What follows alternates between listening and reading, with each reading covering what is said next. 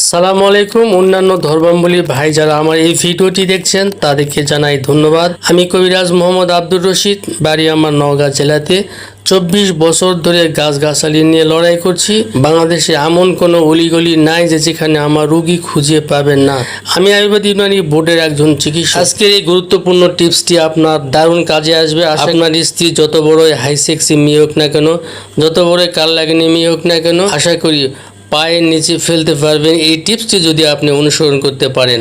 যদি আমাকে ভালো লাগে আমার চ্যানেলটি সাবস্ক্রাইব করবেন। এটি আমার নতুন একটি চ্যানেল।